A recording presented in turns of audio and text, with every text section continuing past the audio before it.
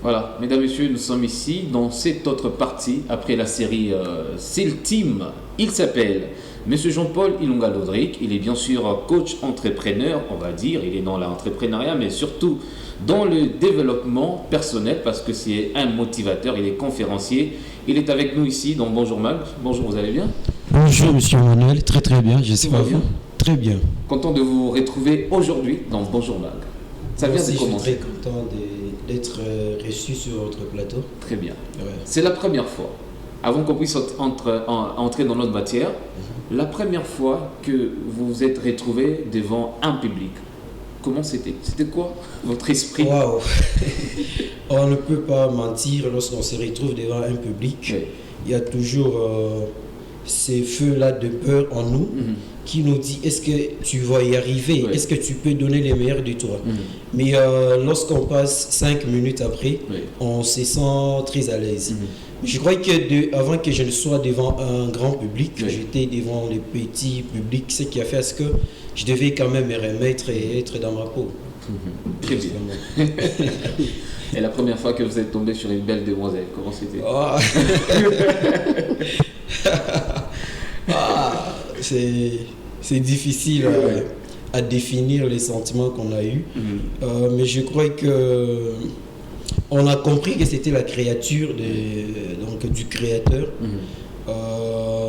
Certes, on peut s'imaginer être avec cette belle demoiselle, mais est-ce qu'on se pose la question, c'est exactement ça la destinée ou c'est juste pour passer du temps? C'est après quelques mois ou quelques années que vous vous rendez compte que c'était juste quelqu'un qui devait passer sur votre chemin.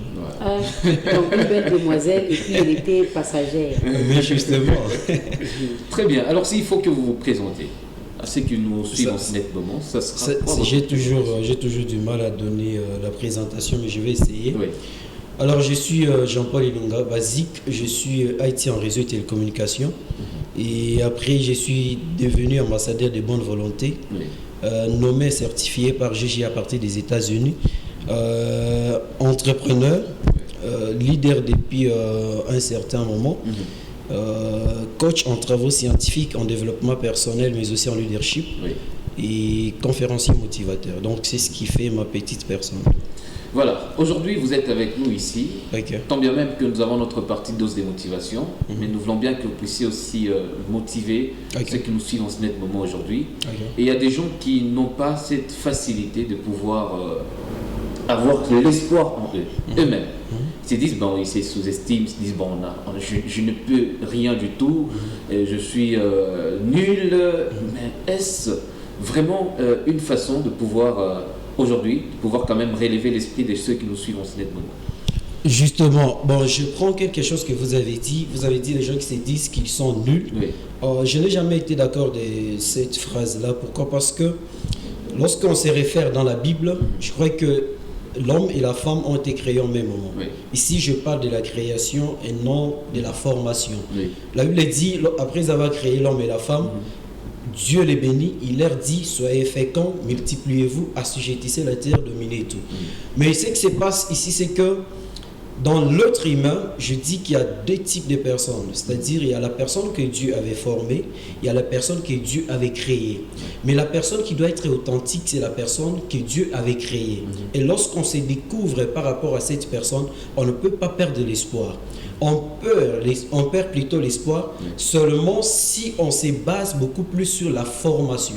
Mais si on se base sur la création, en ayant la reconnaissance de ce que Dieu a fait comme travail en nous envoyant sur la terre pour qu'on puisse accomplir une mission attachée à notre personne, on ne peut pas perdre l'espoir. Mais ce que je pourrais dire à toutes ces personnes qui ont déjà perdu ou qui sont sur le chemin de perdre l'espoir, la référence pour nous, chrétiens ou tout être humain, c'est la Bible. Oui. Alors, qu'est-ce que la Bible dit en termes de perte d'espoir?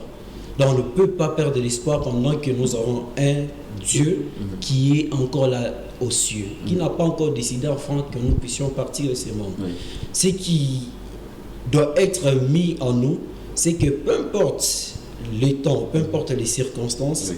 on doit toujours garder ce feu en nous qui nous dit un jour ça va marcher. Mais il ne suffit pas seulement de se dire ça, il suffit aussi de connaître qui on est. Donc si on ne connaît pas d'abord ce qu'on est, donc on risque d'aller accomplir les projets non réalisés au cimetière. Moi je l'ai dit, il faudrait refuser ça. Il faudrait se dire que je ne peux pas accepter d'aller avec tout ce que Dieu a déposé en moi, potentiel don, au cimetière, pour aller compléter la liste des projets non réalisés au cimetière. Il y a un adage qui dit les cimetières sont les endroits les plus riches au monde. Et souvent, quand je pose cette question dans des conférences, les gens disent non, c'est parce qu'on a intérêt des présidents et tout. Mais c'est pas ça. C'est parce qu'il y a les gens qui n'avaient pas compris qu'en moi, il y a quelque chose qui doit être démontré au monde.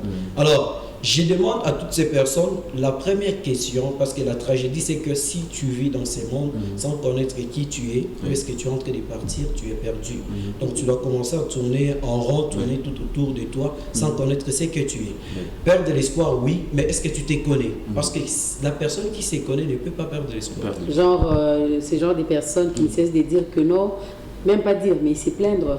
Si tu comme Dunia, Job de Seigneur, nous, tu ne nous vois pas, tu bénis seulement les autres. Et c'est à l'église, hein. Je vois même des païens qui ne te connaissent pas, mais ils sont en train de vivre une bonne vie. Mais nous qui te connaissons, nous qui te servons, et nous sommes toujours dans la misère. Quelque chose de justement, les gens disent ça. Avant aussi, je me disais que non. Quand vous êtes avec Dieu, quand vous êtes du côté de Dieu, les choses doivent toujours tarder pour s'accomplir. Mais une fois, je suis tombé sur un verset de la Bible et j'ai oublié. Le verset dit quoi? Dieu ne tarde pas dans l'accomplissement de sa promesse. Dieu ne tarde pas dans l'accomplissement de sa promesse sur la vie d'un humain, mais il use de la patience, je crois. Il use de la patience de l'être humain par rapport à ça. Mais quand j'ai découvert ça, je me suis dit, bon, et moi et les autres qui disent ça sont vraiment dans une grande erreur. Pourquoi? Parce qu'on ne peut pas penser qu'avec Dieu, les choses doivent devenir automatiques. Oui. Donc il y a un chemin à suivre, il y a une logique à respecter. Et si cette logique n'est pas encore respectée, donc on ne peut que commencer à se plaindre. Mais ces gens qui se disent, ils viennent de l'église et après ils disent que non, les choses ne marchent pas et tout ça. Bon, on ne sait pas ce qu'on fait. Autant mieux arrêter de partir à l'église. Et commencer à se plaindre. Parce que quand on entre dans la présence de Dieu, j'aime un verset, vous allez me comprendre. Allez-y. J'aime un verset de la Bible qui dit lorsqu'on entre dans la présence de Dieu, on ne quitte pas de cette présence comme on était venu. Mais si on a cette assurance que si j'entre dans la présence de Dieu plutôt, je ne ressors pas tel que j'étais venu. Donc même si j'avais un problème et que sur le plan physique je ne vois rien, mais sur le plan spirituel il y a toujours quelque chose qui s'est passé. Tu n'es pas entré dans les temples et quand tu sors comme ça, tu vois $1000 qui est déposé par terre. Et maintenant, comment faire pour vivre selon l'esprit, selon notre vouloir? Ah ok. Comme je suis en train de le dire, la tragédie c'est de ne pas se connaître. Mais comment faire pour vivre selon son vouloir? Monsieur Emmanuel, vous allez comprendre que je vais poser la question que les téléspectateurs vont aller chercher la réponse. Combien pèse la mémoire humaine? Combien pèse la mémoire humaine? Je crois que c'est une question qui doit rester. Si déjà vous êtes là à la maison, vous le suivez, vous pouvez aussi laisser votre message. On va quand même afficher vos réponses ici. Mais vous allez vous rendre compte que lorsque cette mémoire tombe sur la terre, elle tombe selon la destinée de Dieu. C'est-à-dire la mémoire peut tomber au Congo, en Afrique, je ne sais pas moi, en Afrique du Sud, je ne sais pas moi où. Mais lorsque cette mémoire tombe, surtout dans des pays africains, surtout au Congo, cette mémoire reçoit des petites paroles dès le bas âge. On te dit par exemple que non, mais beaucoup plus ce sont des fausses philosophies. On dit par exemple que non, une femme ne peut pas diriger un homme ne pleure pas, je ne sais pas moi, les hommes sont infidèles et tout. Et vous allez remarquer que lorsque cette mémoire reçoit toutes ces fausses philosophies que j'appelle les paradigmes, on commence à vivre ça jusqu'à ce qu'on va grandir. Ce qui fait qu'on devient déformé. Ce que j'appelle moi falsifié. Et lorsqu'on est falsifié, on ne sait pas s'identifier par rapport à la destinée que Dieu avait prévue pour nous. Du coup, on commence à vivre selon ces fausses philosophies. Oui. Lorsque je marche, par exemple, je prends l'exemple de Madame Alouel, elle marche en cours de route et s'est dit, le jour où je vais me retrouver dans une entreprise, je crois que ça ne va pas marcher parce que je ne sais pas diriger les hommes. On m'a dit ça depuis mon enfance et tout. Oui. Du coup, ça reste en nous. On ne sait pas se découvrir. Pourquoi? Parce qu'on reste concentré sur ça. Mais comment faire justement pour vivre la vie selon son vouloir? C'est en se découvrant. Et comment se découvrir? Je crois que la grande référence, comme je l'ai dit, c'est toujours la Bible. C'est dans la Bible, lorsqu'on lit la parole de Dieu, qu'on découvre exactement ce qu'on est. La Bible dit, Dieu parle tantôt d'une manière, tantôt d'une autre. Donc, quand vous êtes en train de lire la Bible, vous priez, Dieu vous montre exactement votre chemin. Mais ça, c'est un. Mais de deux, on peut aussi se découvrir. Je ne sais pas si vous avez déjà fait cette observation. Pendant que vous êtes concentré à quelque chose, vous êtes en train de prendre le bain, vous êtes en train de courir, vous êtes en train de suivre la musique et tout, il y a toujours des petites pensées qui montent en nous. Ouais, donc des petites pensées qui passent sur notre esprit, mais on n'a jamais pris le temps de tirer attention sur ces petites pensées.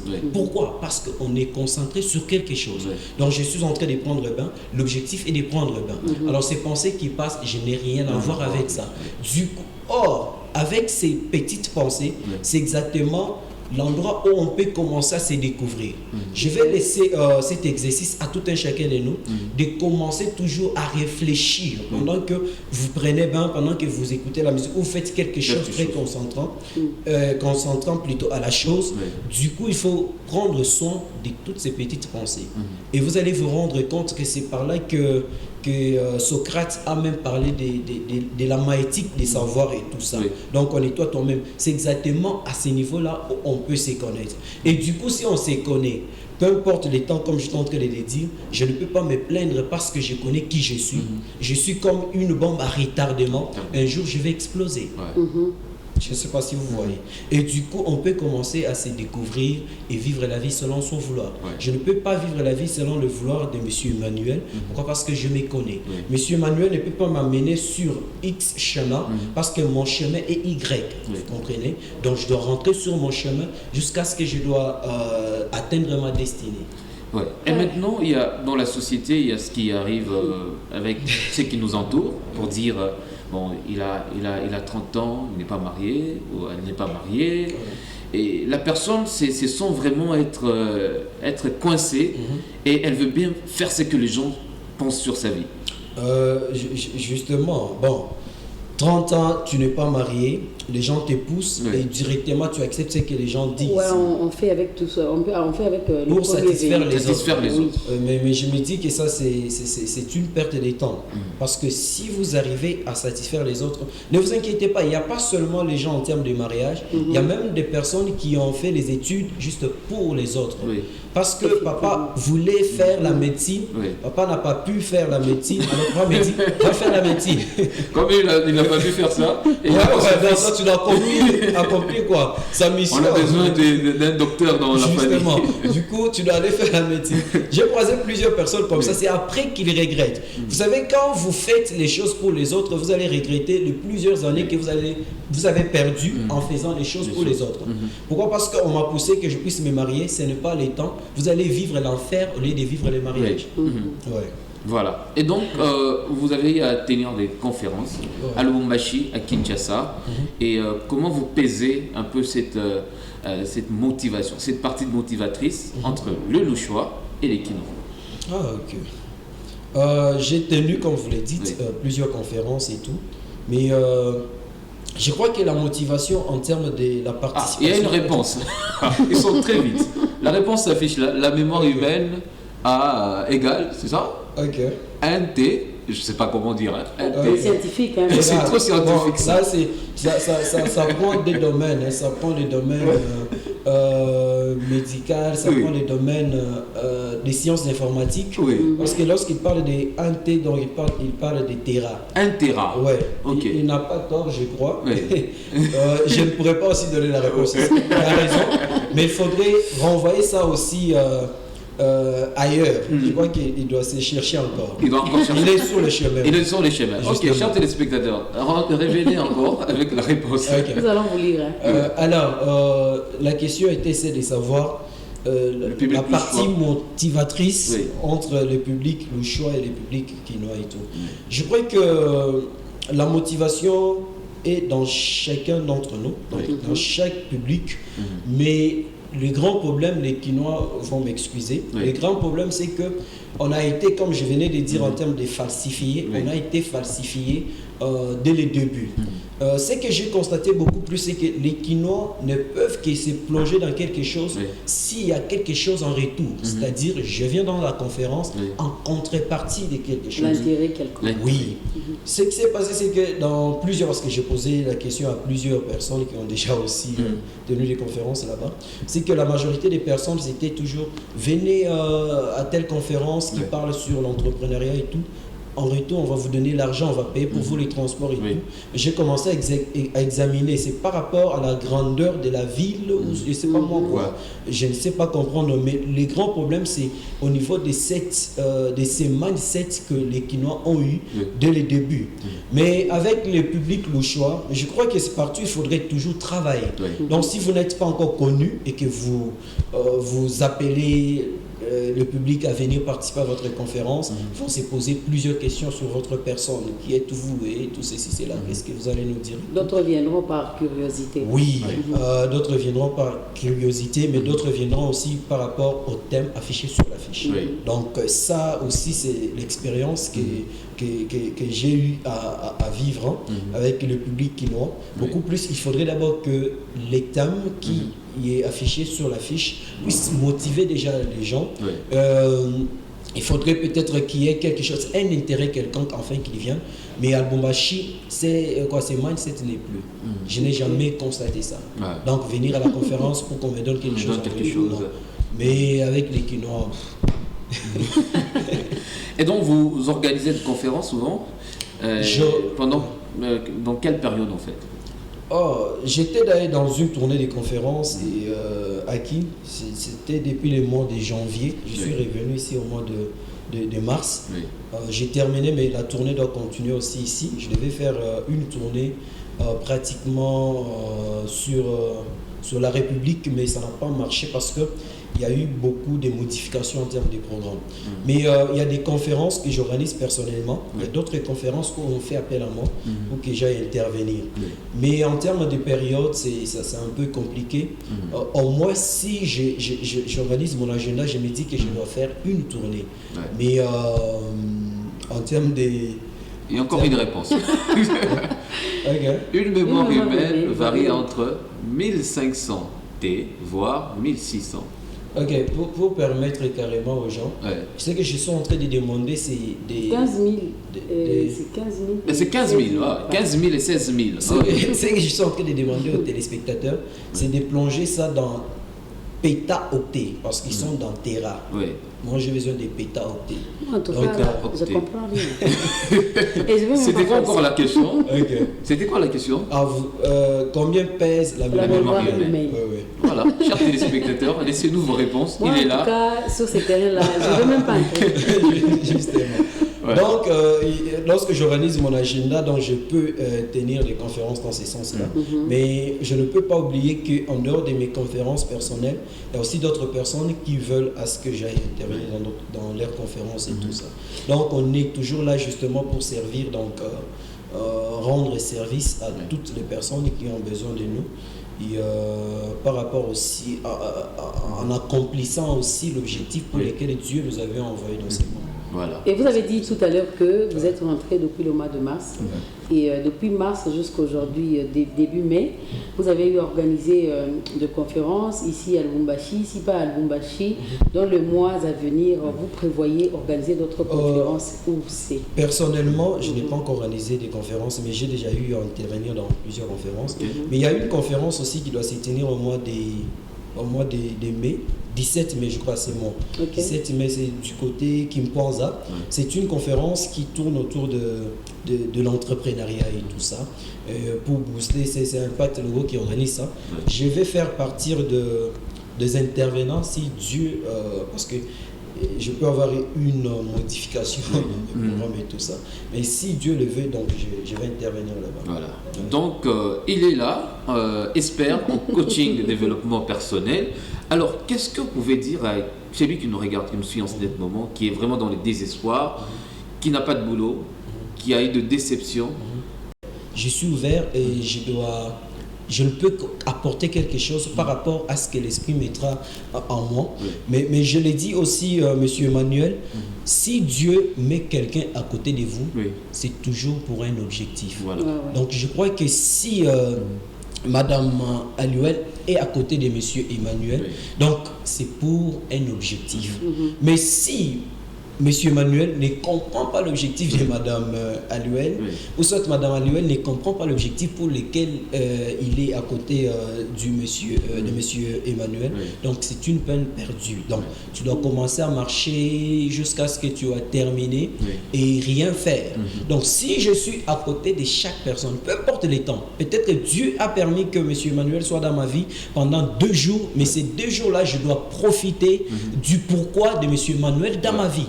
Mais si après des jours, je ne sais pas pourquoi est-ce que M. Emmanuel était dans ma vie, donc je ne sais, j'ai peut-être loupé quelque chose qui devait me participer à quelque chose d'exceptionnel dans la vie. Donc, si quelqu'un vient en termes de consulting, moi je crois que la personne ne va pas regretter. Si quelqu'un participe à une conférence, tu ne peux pas regretter. Donc il y a toujours quelque chose à puiser dedans qui va nous permettre à bien vivre dans notre vie quotidienne. Voilà. Déjà, votre numéro de téléphone. Ok, pour m'atteindre, je suis sur plus 243 97 71 36 737. Vous allez encore trop vite. 097 097 71 36 737. Donc c'est mon numéro WhatsApp. Si quelqu'un veut me joindre, il peut appeler à ce numéro-là. Mais aussi sur Facebook, c'est Jean-Paul Ilunga-Lodric. Jean-Paul Ilunga-Lodric A sur ma page Facebook. Voilà. Donc 097 71 36 737. 737. Vous avez des problèmes, vous voulez bien être motivé, il est là. C'est un conférencier. Merci à vous, monsieur Jean-Paul. C'était un plaisir d'avoir. Et très prochainement, j'aimerais bien que vous puissiez revenir parce que elle est vraiment amoureuse. Il faut qu'on parle sur. C'est après votre certification. Oui. Vous dites. Parce que vous êtes en train de faire une formation. Oui, comment gérer des relations amoureuses. Là, il faut seulement que vous puissiez avoir votre diplôme afin de nous conseiller, nous autres.